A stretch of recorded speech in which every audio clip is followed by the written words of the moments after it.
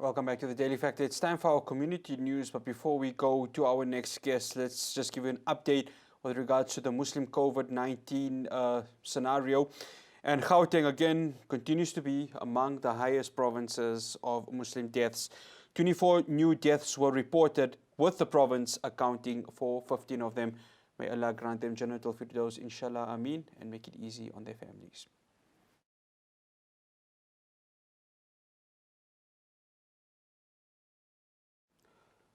Well, on Saturday, right here on ITV networks, the Al-Quds Foundation will be hosting a pledge line, which of course will begin at 8 o'clock. And it gives me great pleasure to welcome a familiar face on ITV. It's none other than Sheikh Ebrahim Gabriels. Sheikh Gabriels, assalamu alaikum wa rahmatullahi wa barakatuh, and shukran so much for joining us.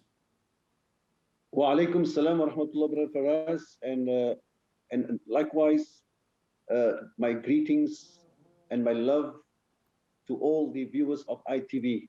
No, and that love is shared right back to you, Sheikh Gabriels, for the love of Allah. Sheikh Gabriels, it's just one of those pledges to help, our brothers and sisters in Palestine. Just give us a breakdown of the importance the Al-Quds Foundation is helping for the Aid to Africa convoy. Yes. Bismillah ar-Rahman ar-Rahim, wa salatu wa salamu ala Rasulillah sallallahu alaihi wasallam. Just as you mentioned, Faraz, the importance of this pledge line, and I would love to say right at the beginning, this is most probably one of the most, or if not the most important pledge line, because it's to do with Palestine, it's to do with Al-Quds, it is to do with Masjid al-Aqsa, the first Qibla of each and every Muslim. So yes, Al-Quds Foundation International was established in Beirut. I was very fortunate at the inauguration of Al-Quds International. And Alhamdulillah, we have an office of Al-Quds Foundation in South Africa. And so the motto of the Al-Quds Foundation is, together we preserve Al-Quds. So it's all about Al-Quds. It's all about Masjid al-Aqsa. Whatever the Palestinians do inside Palestine or outside Palestine, their main concern is the preservation of Al-Quds, the preservation of Al-Aqsa. So Al-Quds Foundation South Africa, we're doing a lot of other work. We are arranging protest marches for Palestine. And Alhamdulillah, in 2011, we undertook the Africa 1-8 convoy to the Gaza. And it was very, very successful. Alhamdulillah, I can inform all the viewers that we managed to take 13 million, not only from South Africa, it is called Africa 8 convoy. We went to Zimbabwe, Zambia, Tanzania, Alhamdulillah, landed up in Egypt. And not only the money, we took so much water, fresh water, food, clothing, wheelchairs, and believe it or not, ambulances and minibuses and mini trucks. I was very fortunate that I drove one of the vehicles from Arish, that is the closest seaport to the Gaza. Arish is in Egypt. And I was so honored that I could drive one of the vehicles into the Gaza. So now we are embarking on the Africa 8-2 convoy to rebuild the Gaza. We were all crying when we saw what is happening in the Gaza for 11 days. People were bombarded, buildings were destroyed, people were killed and murdered. And so, yes, part of the Africa 8-2 convoy is to rebuild the Gaza. And this is a very one close to all our hearts and close to Rasulullah alayhi wasalam. Just imagine children lost their mothers and their fathers in this bombardment. So we're going to look after the orphans. We're going to pledge for the orphans on Saturday night and for the destitute. And also students that are still studying at the university. We want to make sure from South Africa that they will be able to complete their studies. And most probably one of the most important ones, medical supplies. So we want everybody on Saturday night to pledge, to go out of your way to support. And not only I think I take it in this spirit, as I'm now going out of my way and excitement and ITV and Radio Voice of the Cape, we are all doing these efforts.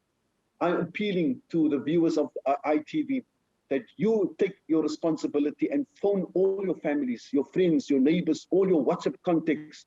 Tell them that on Saturday night, there's going to be a very crucial pledge line for Palestine, for the people of the Gaza, 8 p.m.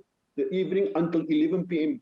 And we want to make this pledge line one of the most successful pledge lines. Our target is to collect, inshallah, on Saturday night between 5 million and 10 million. And that is not, unrealistic. And especially when it comes to the preservation of Masjid al-Aqsa and Al-Quds, brother Faraz. No, alhamdulillah. And Maulana, I think, one of the aspects that, as you've mentioned, that needs to be assisted for the people of Gaza and the rest of Palestine is, of course, none other than the basic human rights. It has been denied by them because of these bombardments. And that is, of course, one of the aims that the Al-Quds Foundation is looking at, am I right, in making sure that they can regain the human rights, even if it is for a temporary solution for this time. Definitely, Brother Faraz. And I'm sure that the people of South Africa and those beyond South Africa will come to the party on Saturday night. As you have said, human rights. I mean, their human rights have been trampled upon, and the world is silent. And we're asking, where are the United Nations? But we as South Africans, we're not going to keep quiet. We're going to stand up. And I think this time around, Brother Faraz, it must be ongoing. It must be consistent until the people of Palestine will be free. Because in the past we had, we stood up and then we go slow down again. But wallahi, I'm asking in the name of Allah, this time around, it must be ongoing, continuous, until Allah is going to grant freedom to all the people of Palestine, until those 6.3 million Palestinians outside Palestine will be able to return to their homes. Ameen, ameen, Ya Rabbal Alameen. Ya Rabbal Alameen.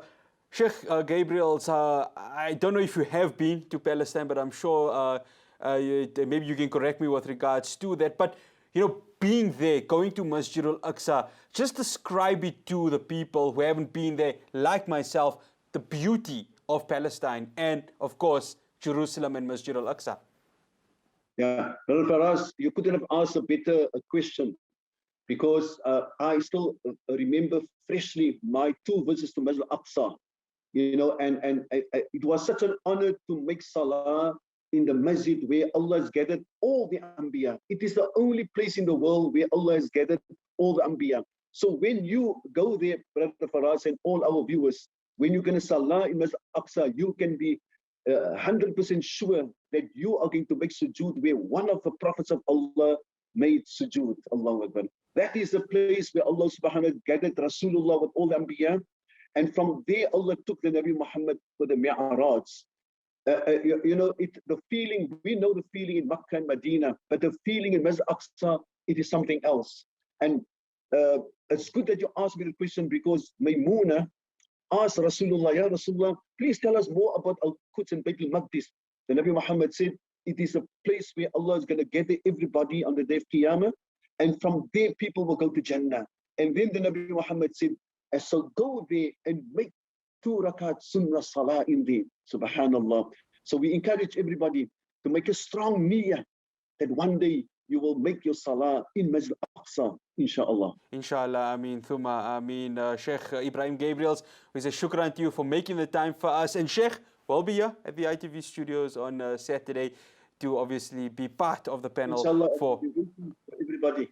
No, ameen, thumma ameen. Sheikh Ebrahim Gabrieels from the Al-Quds Foundation and one of the senior ulama in South Africa, just giving us an update, a small little update, what's going to be happening on Saturday. You'll be able to see everything right here on ITV Networks. Well, coming after the break, it's none other than our market updates with Petri Reddingling Hayes. Do stay tuned.